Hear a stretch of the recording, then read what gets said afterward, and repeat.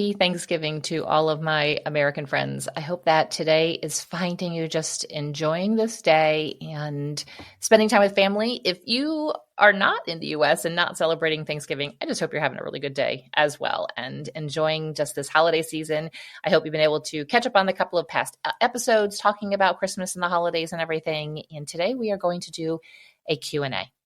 We are going to hit the ground running right now. And we are going to kick it off with what seems to be a theme for questions. Now, you might say, you kind of talked about this already a little bit in the past couple of episodes. And yes, I did. I think there's a little bit of, well, there's definitely nuance to each of these situations, and there's just different things that are present. But I think it's also good to hear this question exactly as the mom states it and gives the whole explanation of everything, because you might find that if it's maybe a situation that you're encountering, or it might be something that just kind of sticks into your mind to be like, oh, okay, yes, this is going to be helpful, when you encounter some future situation.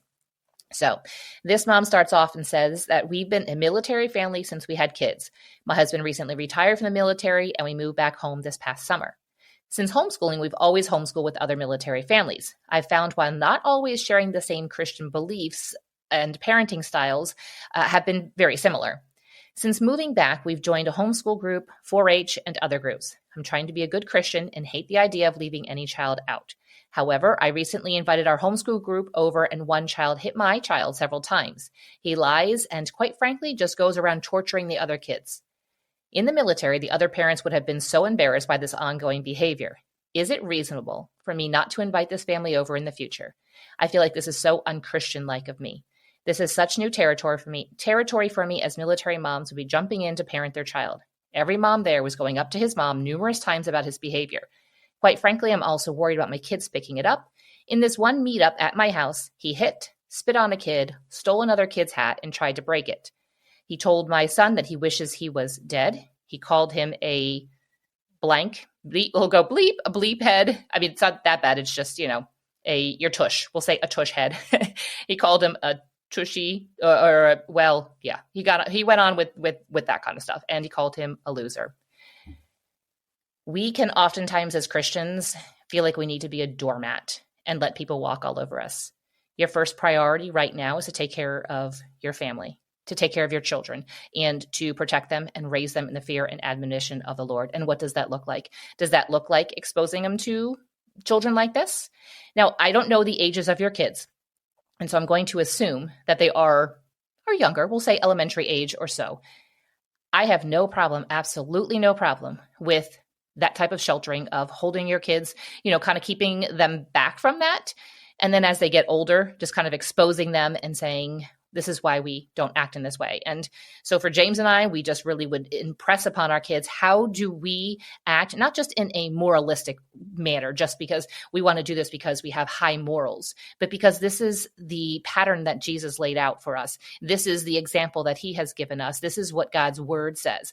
And therefore, this is why we act in this certain way, because it exemplifies that. And teaching the fruit of the Spirit and teaching our children how to grow in the fruit of the Spirit, and then exposing them. So, for example, my kids are all older. You all know that. They're between 17 and 23. And they are out in the world. They are exposed to people, not just children. They are exposed to adults who've had very rough lives, who are rough, and they now know how to deal with that. So I am not saying to shelter your kids forever. We're going to have to encounter things and have conversations with our children. But you also invited this family into your home. And so I think with our home, we get to choose who comes into our home, who spends time within our home. And there were multiple occasions where we would invite a family into our home, maybe just even one family or groups of family. And there would be kids who were not nice to other kids, who broke things, who just did not add the joy of the Lord to our home. And I never invited them back. And I don't feel guilty. My kids now I remember them being like, telling me afterwards, so-and-so did this, like they had, not that they were trying to tattle, but their eyes were wide. They couldn't even believe that this kid was opening up the window. I didn't allow my kids to open up the windows, or because he was opening the screen. I was like, we don't do that. Mom and dad open the windows. Now, when they were younger, we'd only open the top part so they would never fall out of the window. But this child opened up the window, opened up the screen, and was throwing my boy's toys out the window.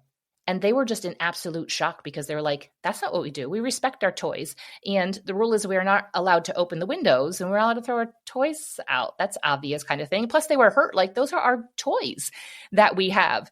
And so we never invited him back for a play date. And they kind of laugh about it now.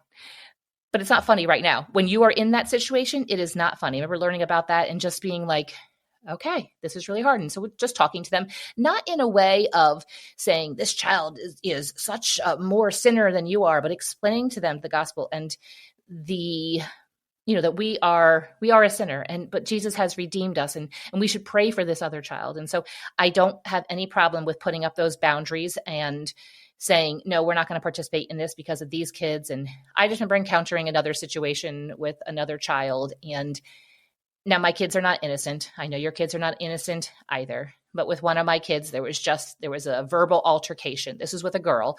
And so she just would use her words and just really cut. And then my child would seek to revenge back. And the mother came to me and told me about this. And I was mortified. I apologized and everything, spoke to that child, then separately asked the siblings, my child's two siblings who were also there that witnessed it, had no idea anything else was going on. And I learned over the years the ability to interrogate and ask questions, not interrogate, like in a way that makes them feel like, so basically it's like letting their guard and their defenses down and just asking in a casual way. And I found out the actual root of the story. And in that story, my child and this other mother's child were both guilty.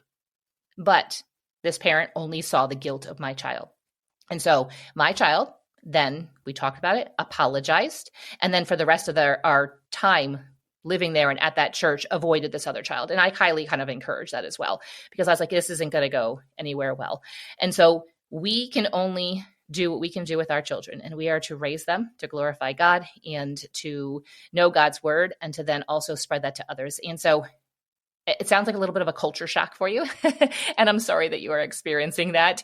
You're probably going to run into it in other places as well. And so overall, if this isn't a child that's a good influence upon your children right now, because they are on equal grounds, then I would say put some distance.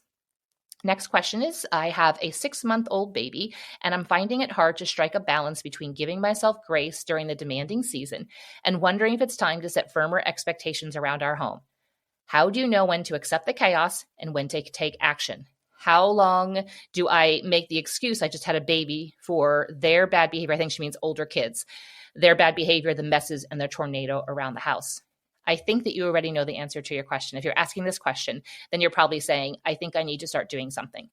Will it be to the level that you could keep up with everything prior to the baby being born? No. Will it be the level to where you can keep up with everything in a couple of years? Probably not. I mean, yes, we have baby, and then they get to be a toddler and they're into all kinds of things. And it's just a whole nother season, and the baby's a whirlwind and the toddler's a whirlwind. But I would say right now, just look at this season. How can you create a routine, a rhythm for your family that's going to work just right now, possibly for the next couple of months, especially now the holiday season? What can you do right now through this Christmas season and into the winter that's going to just kind of set things up? Maybe if the house is too much to take care of, then there's just too much in it. Maybe it just means, honestly, at this point, you might say, I can't really go through everything. Maybe it just means getting some bins, putting a ton of extra toys, extra clothing, things, and just putting it aside and saying, you know what, maybe in a few months when things are just a little bit more settled, I will go through this. And you might find that 6 months goes by and you never miss anything in those bins, and you can just go ahead and donate it all, give it away, and never miss any of it. So there's the house part. And so yes, I think that when our house is in chaos, our family can be in chaos. That's my personal opinion. If I can establish a rhythm and my home can be some type of tidiness and we can kind of keep up with things, then our hearts are like that as well. And then we can actually have a little bit of margin in our lives. You should not be spending all of your time having to clean up all the messes. If you need some help with creating a chore management system that's like a rinse and repeat system, you're going to want to go over and check out the Tidy Home. The link is in the show notes, but everything can be found at Little by Little Homeschool. And then you just put the /Tidy Home, but you can just go to the menu as well if you go to the homepage there. But then there's the aspect of the bad behavior of children. And I feel like I've told this story before, but I remember being probably 7, 8 months pregnant with my third, and my belly was absolutely huge. We look back at pictures and it's just like, I don't know what happened. He wasn't even a very large baby. He was just average size. But I remember sitting on the couch, and my older son was just had turned 3, and he was consistently just being back talking. He was not being obedient at all. Little things, can you put that away? No, and would run away. Like, I just knew. It's like I just said to myself. So our firstborn daughter, very compliant, just go along with things. She had some rough patches there, but she had worked through that. At that time, she was 5. We were beyond that, and so I was like, wow, we are stepping into some territory here that's going to become a pattern. And I said to myself, well, if you don't do something about this now, it's just going to get worse. And I got up off the couch, and I can still see the look on his eyes, on his face, when he was like, oh, wow, she means business. It's not just words right now. And I walked over, grabbed his arm. We had a conversation. And then I stood there while he did the toys, whatever else. And I just told myself going forward from that I have to do these things. So baby's not in your belly anymore. Baby is maybe on your hips in a wrap. And you're like, I just have to carry through with these things. Reaching their hearts is very important. That is even more important than the homeschool courses and subjects and all that kind of stuff. Does that mean that if we kind of get a little off track for a few months, that we can't get them back on track? No, not at all. But I would definitely say that bad behavior would be something that would be a little bit more, and maybe it's because there's chaos within the home. So I hope that answers some of your question there. Third question is, what if it seems like my daughter doesn't learn well from me? If she only sees me as mom and not her teacher, that she should respect me as if I was a teacher at her co-op, and so on. I'm trying to be consistent and set a standard, allowing for grace, and I want this to work. I want to teach her, but how do I know if I should keep at it, or do you have tips on how I can change my approach? I do not think that there is a distinction between mom and teacher.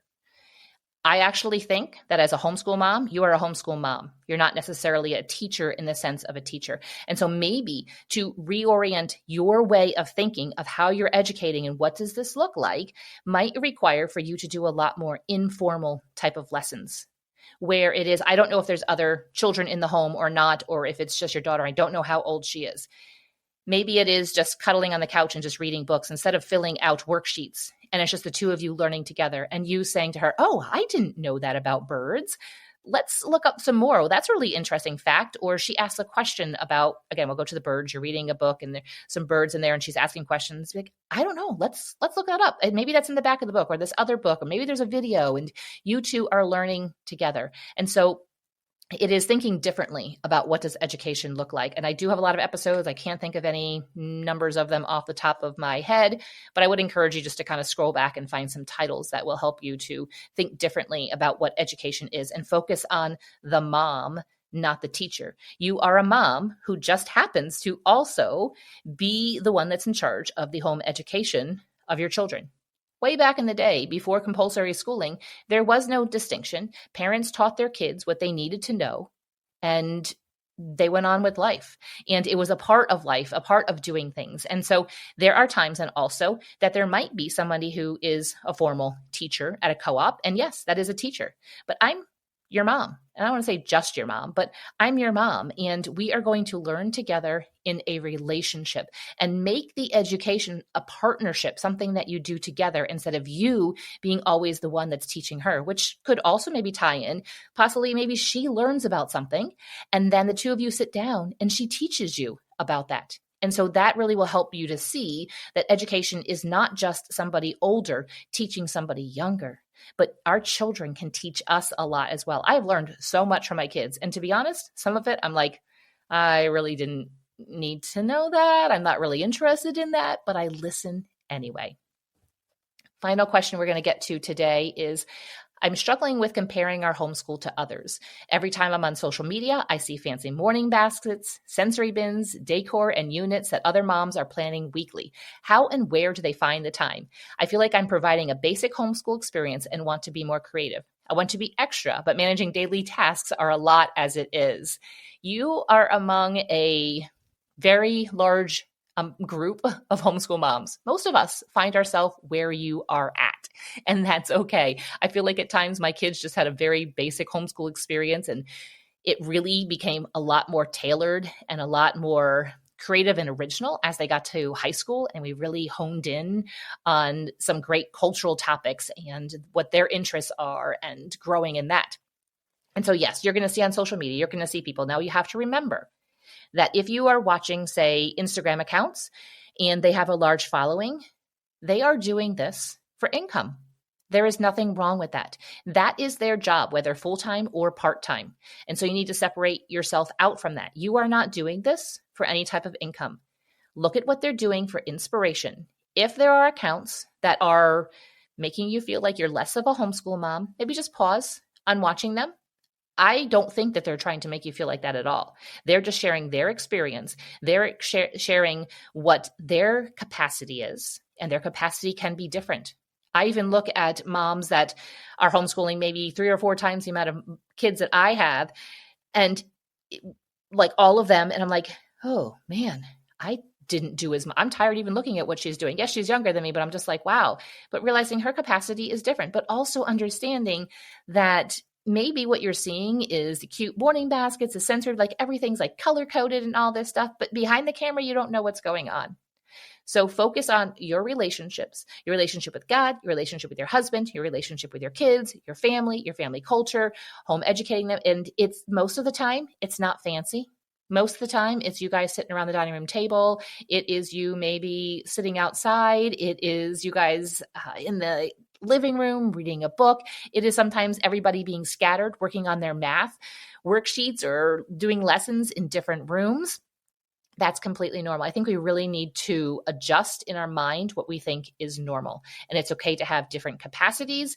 And it's okay to feel like I'm just providing a basic homeschool experience. I feel like there's probably in all of us who feel like we're doing something basic, there's somewhere in there that we are excelling and that we are really imparting with our kids something deep that somebody else isn't because they're imparting something else. I have a feeling that you are doing a really good job with your homeschool. I hope today has possibly answered maybe some of your questions that you have. If you would like me to answer your question on the podcast, go ahead and check out the link in the show notes. I want to be able to read your question. This can be completely anonymous and then answer your question on the next Q&A. In the meantime, have a wonderful Thanksgiving. Thank you so much for listening to today's episode. If it was just what you needed to hear, would you do me a favor and share it with a friend? And if you would like to connect more, social media links and more are in the show notes just for you. I promise to see you back here real soon.